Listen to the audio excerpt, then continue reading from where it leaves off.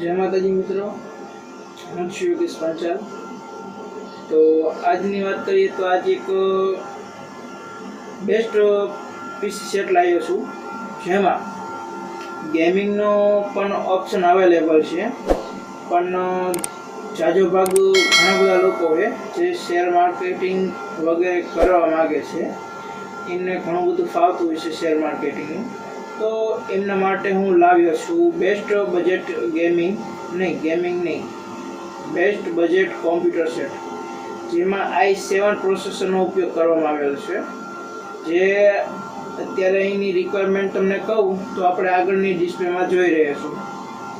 તો આ ચેનલ તમે નવા છો તો મારી ચેનલને સબસ્ક્રાઈબ કરો, બેલ આઇકનને પ્રેસ કરો અને વિડીયોને શેર કરો કે જેથી કરી આવા બીજા વિડીયો લાવું તો તમને નોટિફિકેશન મળી રહે।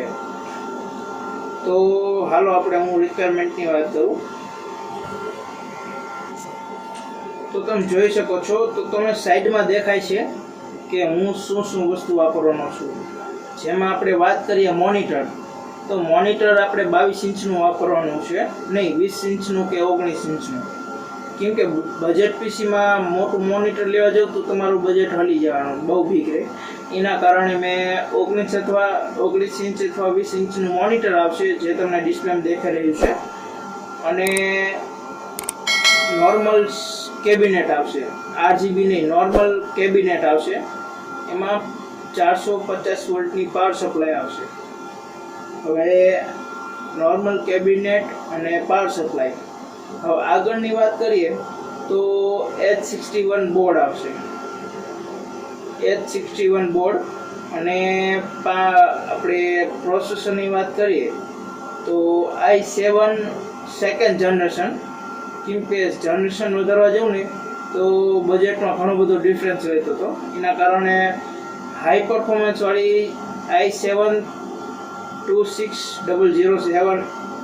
2600S સિરીઝ છે, જે 4 કોર અને 8 થ્રેડમાં પ્રોસેસર આવે। એ પ્રોસેસર આપણે યુઝ કરવાની છે, અને 8 GB રેમ છે, જેમાં તમે રેમ 8 GB એક્સ્ટ્રા પણ નાખી શકો, એટલે 16 GB મેક્સિમમ રેમ થાય।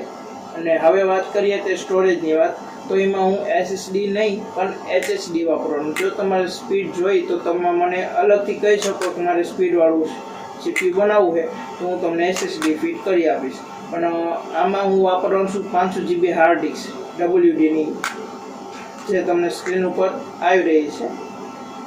તો આપણે કીબોર્ડ માઉસ પણ લાસ્ટમાં આવશે, એ તમે ડિસ્પ્લેમાં જોઈ લેજો। તો આ કોમ્પ્યુટર સેટ તમને કેવો લાગ્યો, આનો મને રેટિંગ પણ કહેજો। અને મારી ચેનલમાં નવા હોય તો મારી ચેનલને સબસ્ક્રાઈબ કરો અને બેલ આઇકનને પ્રેસ કરો કે જેથી કરી હું આવા બીજા વિડીયો તમારા માટે લાવી શકું। જય હિન્દ, જય માતાજી।